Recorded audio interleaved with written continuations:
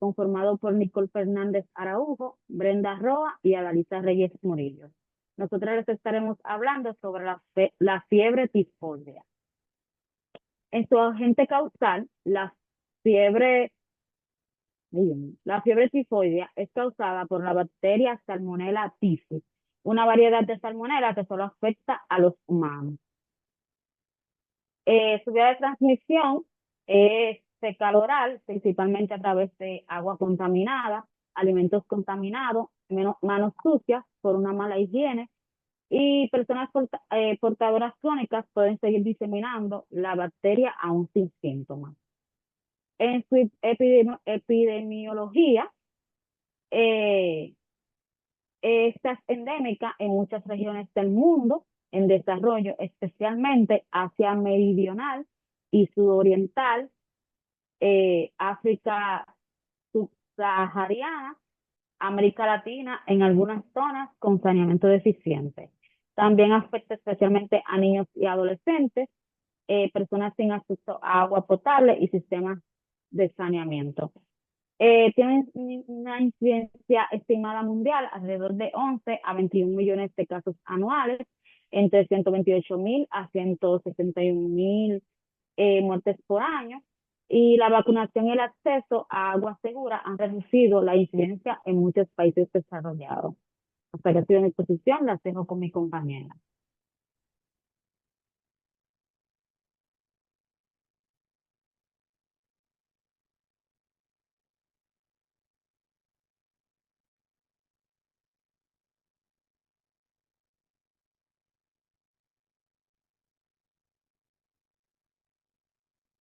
¿Sigue? Bien, buenas tardes. Mi nombre es Brenda Roa. Yo voy a estar hablando sobre las manifestaciones clínicas. Es que no se ve que ha pasado la pantalla, la diapositiva. Bien. Para hablar de las manifestaciones clínicas, es importante recalcar que estas aparecen tras un periodo de incubación de 7 a 14 días. Sin embargo, esta se divide en tres fases. Tenemos una fase inicial que ocurre durante la primera semana y va desde el día 1 hasta el día 7. En esta fase vamos a tener fiebre progresiva o escalonada que aumenta gradualmente de 1 a 2 Celsius cada día hasta alcanzar los 39 a 40 Celsius. Generalmente es más alta por la tarde y más baja por las mañanas y no responde bien a antipiréticos comunes al inicio. También vamos a tener cefaleas, es decir, dolor de cabeza frontal o generalizado. El dolor de cabeza se percibe como un dolor de cabeza persistente y sordo y a menudo está localizado en la frente. A veces se describe como un peso sobre la cabeza. Vamos a tener tos seca. Esta es irritativa, sin expectoración y se presenta en un 25 o 30% de los casos y puede confundirse con infecciones respiratorias leves. También vamos a tener dolor abdominal leve. Se siente como pesadez, es una sensación de pesadez o molestia abdominal que no se localiza claramente y puede aumentar al palpar el abdomen. Otra sintomatología es la bradicardia relativa. La frecuencia cardíaca va a estar más baja de lo esperado en relación a la fiebre y es un signo clásico de fiebre tifoide. Por ejemplo, vamos a tener pacientes con 40 Celsius, perdón, con una frecuencia cardíaca de 80 latidos por minuto o hasta 70. Otros síntomas son el signo de Faguet, anorexia, náuseas, vómitos, entre otros. Puedes pasar la diapositiva. Bien, en la segunda semana, también llamada fase de estado, vamos a tener la fiebre alta y persistente, ya 39-40 Celsius aproximadamente. Esta se mantiene constante sin oscilaciones diarias y el paciente puede presentar sudoración nocturna. También vamos a tener dolor abdominal, en este caso tipo cólico, más focalizado en el cuadrante inferior derecho y puede confundirse con apendicitis, es decir, es diagnóstico diferencial de apendicitis. Este dolor aumenta después de cada comida. También vamos a tener hepatoesplenomegalia, es decir, un aumento del tamaño del hígado y del vaso. y es detectable la palpación con dolor en ambos hipocondrios. Vamos a ver delirio o confusión, también llamado estado tifoideo, y es la alteración de la conciencia, desorientación mental, lentitud mental y en casos graves, letargo o también estupor. Vamos a ver un exantema, perdón, en manchas rosadas. Estas manchas van a ser planas de 2 a 4 milímetros y aparecen principalmente en el abdomen o el tórax. Estas desaparecen con presión y duran de 2 a 3 días. Vamos a tener un meteorismo o también conocido como distensión abdominal. El abdomen vamos a verlo visiblemente hinchado y vamos a tener una sensación de plenitud, es decir, vamos a sentirnos llenos o con gases atrapados. Y otra cosa que puede haber también es los fluidos intestinales disminuidos. A la auscultación vamos a ver hipoperistaltismo, o sea, va a haber una disminución de la peristalsis. Entonces, puedes pasarle ya en la fase 3, también conocida como la fase de las complicaciones. En esta fase vamos a encontrar perforación abdominal, puede haber perforación abdominal, normalmente en el ilion distal, dolor abdominal súbito, intenso, con signos de peritonitis, abdomen rígido, entre otras cosas. También vamos a ver hemorragia digestiva, vamos a tener un sangrado por úlceras intestinales, puede presentarse como melena, es decir, heces negras o hematoquesia, sangre roja por el recto. También va a haber alteración del estado de la conciencia, desde una confusión leve o hasta coma. Está asociado con toxemia o afectación neurológica. Y vamos a encontrar meningismo, rigidez, o sea, rigidez en la nuca, fotofobia. No va a haber evidencia de meningitis en la punción lumbar y este puede ser resultado de la irritación neurológica generalizada. También tenemos deshidratación severa y shock. Aquí va a haber una hipotensión, va a haber hipotensión, taquicardia compensatoria y signos de hipoperfusión como piel fría, extremidades pálidas y oliguria. Bien, puedes pasar a la siguiente diapositiva, por favor. Bien, pasando al diagnóstico clínico, este va a ser una combinación de criterios clínicos y epidemiológicos de laboratorio. Primero comenzamos con la historia clínica. En la historia clínica vamos a encontrar un paciente que tiene una fiebre con más de 3 o 5 días, que es continua o escalonada, como vimos en las manifestaciones. Va a haber malestar general, dolor abdominal, astenia, anorexia. Eh, el paciente se le va a preguntar si ha tenido exposición a agua, alimentos contaminados, historias de viaje a zonas endémicas, entre otros, o si ha tenido contacto con alguna persona infectada. Puedes pasarla. Ya con el diagnóstico clínico también vamos a ver la exploración física.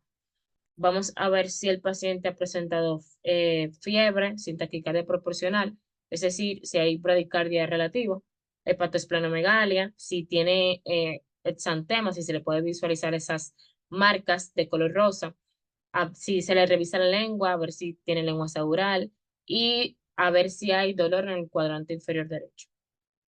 Puedes pasarla. Es importante pasarla para yo explicar algo de lo anterior. Es importante explicar que el dolor abdominal se va a dar porque el Salmonella typhi, la bacteria, como había dicho mi compañera, invade el tejido linfoide intestinal, especialmente las placas de Peyer que se encuentran en el ilion terminal. Entonces, esta invasión provoca úlceras que generan el dolor tipo cólico, perdón, la sensibilidad a la palpación y la perforación intestinal, entre otros síntomas, como había dicho anteriormente. Entonces, ahora sí vamos a pasar eh, al diagnóstico por laboratorio. Vamos a tener que realizar un hemocultivo eh, de sangre, lógico, y esta es una prueba sensible que puede a la primera semana de realizarla determinar si el paciente tiene la enfermedad. Se debe tomar antes de iniciar con los antibióticos y si es positivo en 50-80% de los casos, la primera semana, o sea, sí da resultados. También tenemos que realizar un cropocultivo, un cropológico popularmente. Este es útil en etapas más tardías de la semana 2 en adelante y detecta la eliminación bacteriana fecal y también es útil para identificar portadores de la bacteria. Un urocultivo o cultivo de orina, este también va a ser positivo, puede ser positivo en la segunda o tercera semana, pero es menos sensible. Y otra opción es un cultivo de médula ósea. Es la prueba más sensible, hasta un 90%, incluso en pacientes en tratamientos que ya han iniciado los antibióticos y se reserva para casos graves o con un diagnóstico dudoso, ya que es un poco más difícil realizar el cultivo de médula ósea. También podemos realizar pruebas serológicas como la prueba de Widal, que detecta anticuerpos contra antígenos OIH de Salmonella Typhi y tiene una sensibilidad y especificidad variable. Esta da positivo a partir de las 7 o de los 7 o el 10.º día de tener los síntomas. Y pruebas moleculares como la PCR, que detectan el ADN del Salmonella Typhi. Esta tiene una alta especificidad y sensibilidad y es útil para un diagnóstico rápido. También tenemos, puede pasarla. Pasando ya al tratamiento de la fiebre tifoidea, tenemos que dividirlos. eh, Tenemos antibióticos de elección. En la primera línea encontramos el ciprofloxacino. Para adultos se recomiendan 500 miligramos cada 12 horas por 7 u 14 días. Este es muy eficaz, pero hay resistencia creciente en muchas regiones. También tenemos el ofloxacino, también para adultos, que es alternativa del antibiótico anterior, del ciprofloxacino.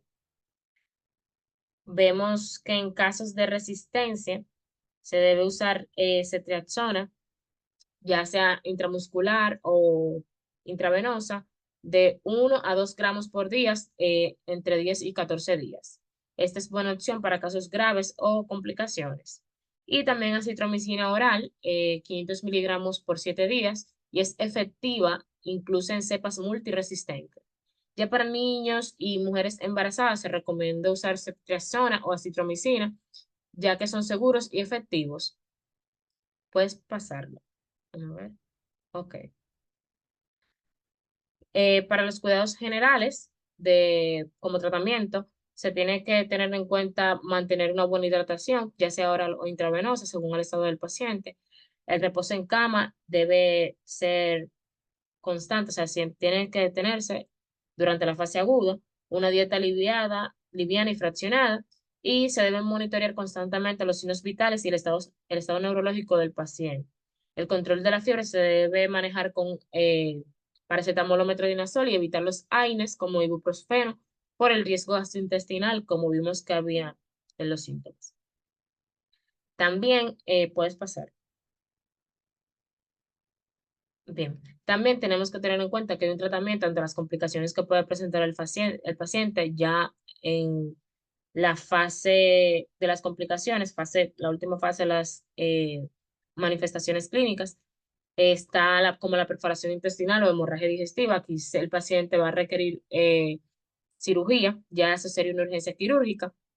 La deshidratación o shock séptico ya se debe manejar en unidad de cuidados intensivos y el delirio o confusión severa, este amerita una extenuante vigilancia neurológica y un tratamiento sintomático. Bien, es cuanto por mi parte. Muchísimas gracias por la atención. Bueno, continuando con la exposición y con las explicaciones, la fiebre tifoidea puede llevar a complicaciones graves si no se trata adecuadamente. Algunas de las complicaciones más comunes son el sangrado intestinal y la preparación intestinal. Esto puede ocurrir en los etapas avanzados de la enfermedad y puede ser potencialmente mortal. También podemos mencionar las infecciones secundarias. En esta podemos mencionar lo que es la neumonía, la bronquitis, las infecciones de los riñones y la también está la encefalitis y el delito. En casos graves, la fiebre tifoidea puede afectar el sistema nervioso. Tenemos la endocarditis, que es la inflamación de las células del corazón, y la septicemia, que es una infección bacteriana que se disemina por todo el cuerpo. Ahora vamos a hablar sobre la prevención. La prevención de la fiebre tifoidea se basa en medidas de higiene y vacunación. Entre ellas podemos mencionar la higiene personal, que esto consiste en lavarse las manos con frecuencia antes de comer y después de usar el tomar agua tomar solo agua embotellada y o hervir, y evitar el consumo de hielos si no se conoce su origen. También vamos a mencionar lo que es la educación sanitaria. Aquí entra lo que tiene que ver con informar a la población sobre cómo se transmite y cómo prevenirla, consumir alimentos seguros. Debemos eliminar, o sea, evitar consumir alimentos crudos, marinados o ahumados. Y también tenemos lo que es la vacunación como medio de prevención. Existen vacunas orales e inyectables, como la fiebre tifoidea, que son recomendadas para quienes viajan con zonas de alto riesgo. Vamos a hablar sobre las vacunas. Existen dos tipos de vacunas principales para prevenir la fiebre tifoidea. Entre ellas tenemos la vacuna inyectable. Esta se administra en una sola dosis y brinda protección durante aproximadamente 2 años. Es ideal para quienes planean viajar a zonas donde la tifoidea es común. Y tenemos la vacuna oral, que esta consiste en 4 dosis que se toman en días alternos.